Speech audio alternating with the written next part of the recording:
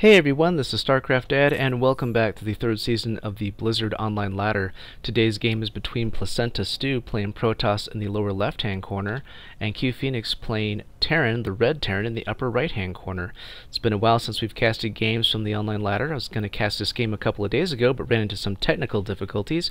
My headset mic went out, but I now have a new headset, and we'll be putting it through its paces over the next couple of days, and so expect a lot of casting and a lot of videos and whatnot, trying to see if this headset's going to break on me anytime soon. Both players building their beginning workers, and CuePhoenix plopping down his starting supply depot. A little bit of chatter at the beginning. PlacentaStew chrono boosting out his probes. Looks like CuePhoenix's wife thinks that the name PlacentaStew is cool. That's kind of interesting. PlacentaStew continuing to mine down here, and players just kind of getting started. Normal starts for both players. CuePhoenix starting up on his barracks. It's going to be a little bit ahead of this gateway coming from PlacentaStew. PlacentaStew's got a lot of minerals banked up, but the chatter back and forth can kind of slow down the starts of these games. Okay, so CuePhoenix's wife thinks PlacentaStew is a funny name, not a cool name. Barracks halfway done, so CuePhoenix going to have some early units coming up, and PlacentaStew kind of holding off on this first gateway. There it goes. And a request from CuePhoenix's wife to cast this game, and surprise, surprise, we are casting it, and CuePhoenix is doing a double barracks wall at the front. PlacentaStew sending his... oh, there we go. Sending a probe around the base, looking for proxy trouble, which is kind of an interesting response. Terrans usually don't build proxy buildings inside other people's bases, but no worries, no problems there. PlacentaStew saying, let's cast this game, and we are. Double gateway coming up for PlacentaStew. Could be seeing some early pressure from these players. Barracks is now done for CuePhoenix, getting near his supply cap here. 19 should be building a supply depot soon, building his refinery there, and PlacentaStew also building his assimilator. So both players on double initial buildings and one gas. CuePhoenix has scouted out the initial, his cross position down here in the lower right hand corner, and now sending his SCV over to the close by ground position is over here, but now he's sending his SCV to the cross position. Should be getting a good view of what's going on in PlacentaStew's base. We'll check out his vision and look that he can see 1, 2 gateways and another building here. Probably can't tell that's a cyber core yet, but he can probably safely assume that. Bringing his SCV back here, going to see that there is one gas, and if he would click on it, he would see there are 3 workers on it, which is a standard 4 gate, so he should be expecting a 4 gate coming from PlacentaStew. That's what I would expect if I were scouting that. CuePhoenix putting down an engineering bay. That's kind of an interesting decision. Perhaps he's expecting some Dark Templar play coming out from PlacentaStew, which is not really all that common, coming out really that quickly, but you never know. I think you'd probably have to have maybe another gas coming here, or at least plopping down a Templar archives in that case, but this SCV being pushed out of the base by that Zealot and that probe. PlacentaStew building his pylons here, is trying to stay ahead on the supply game, although he is supply blocked. Maybe that's why. Got his Zealot just sitting here in the queue, not doing anything. But PlacentaStew building up here, should be expecting another gateway for the standard 4 gate configuration. And looks like CuePhoenix is taking this time to move out with his 7 Marines, continuing to build Marines out of these 2 bunkers, and now researching armor for his engineering base. So going for an early upgrade there. That'll be nice, but I really think that these 4 gates, especially with warp gate technology almost finishing for PlacentaStew, he'll be able to hold off any kind of early attack from CuePhoenix. It just takes so long for these units to move across the map, as you can see here. Now CuePhoenix doing some let's get me out of that follow mode. CuePhoenix having this SCV up here at the Xilnaga Tower. These Xilnaga Towers there and there are vitally important for games on this map, especially when the players are in cross position, because either tower can give vision to this middle area, so you should be able to see any kind of move out from your player in the cross position. These 7 Marines hanging back here, not sure why. Maybe they're waiting for that armor upgrade to finish, but the longer that he waits, the more of a defense that PlacentaStew will have. Lots of pylons being built. Placenta trying not to be supply blocked. Now he's got his 4 warp gates. He can spend some of that money he's been banking up, and CuePhoenix banking up money as well. Looks like he is not quite supply blocked, building a factory. I think he was supply blocked a little bit earlier, and now he is up to 11 Marines up here at this base, preventing that natural expansion from coming out, or at least being able to sense it when it comes out. This SCV being sent out, looks like he's going to be building a proxy barracks in this upper left-hand corner, which is kind of a cute idea. Bronze and Silver League, that's where it's at.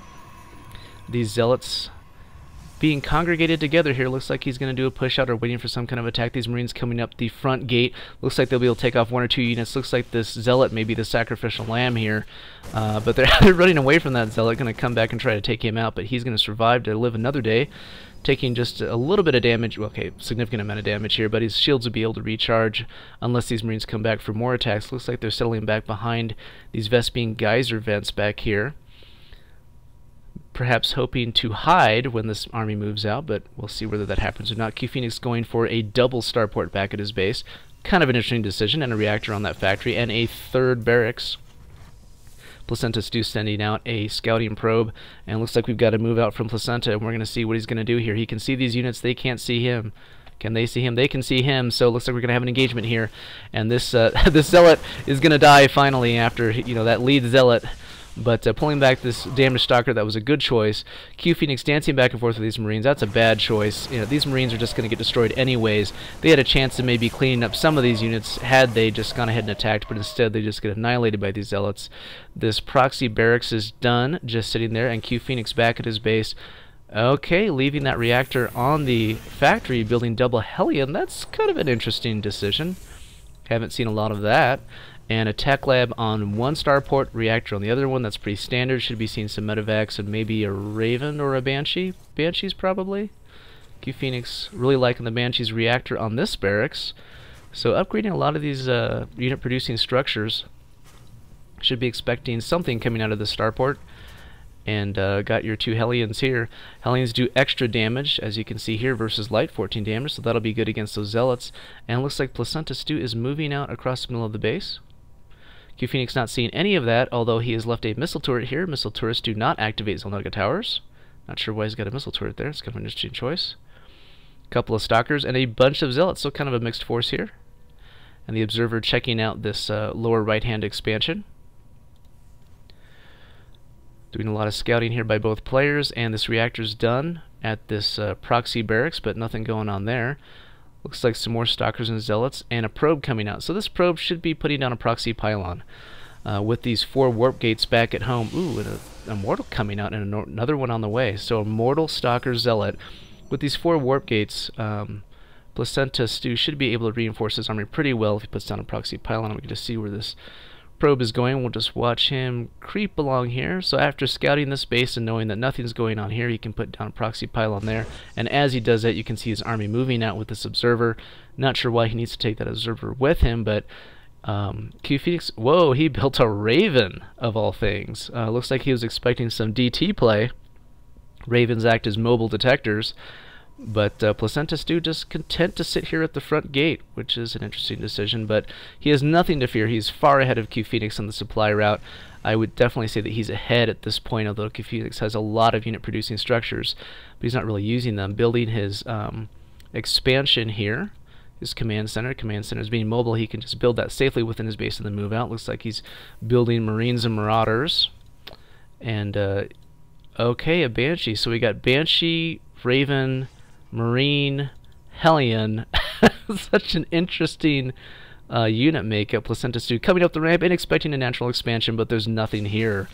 Gonna take out this Marine, gonna get annihilated by these Immortals.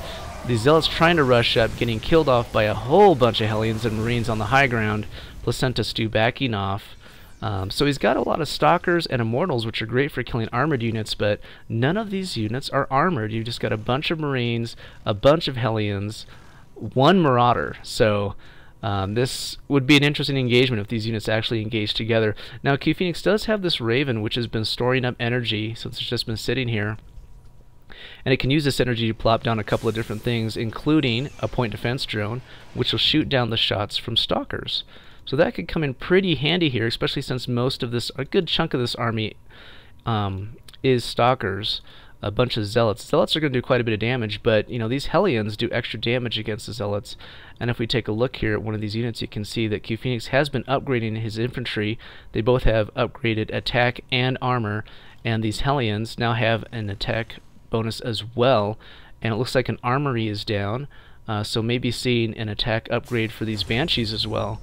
So it looks like CuePhoenix is going to try to move out. His command center has been upgraded to an orbital. This Hellion comes out, it's going to get annihilated right away, but see this force here, and the units are coming down the ramp, doing a lot of damage against these Stalkers, and a point defense drone coming out like I expected before, shooting down these Stalker shots, and these Zealots are just really cleaning up.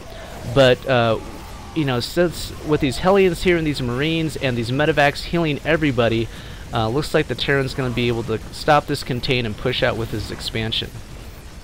This Observer's in a dangerous position with that Raven there. It could get shot down by Marines. Watch out for that missile turret. It's going to... Ah, there we go. So, go missile turret. 1 kill for you.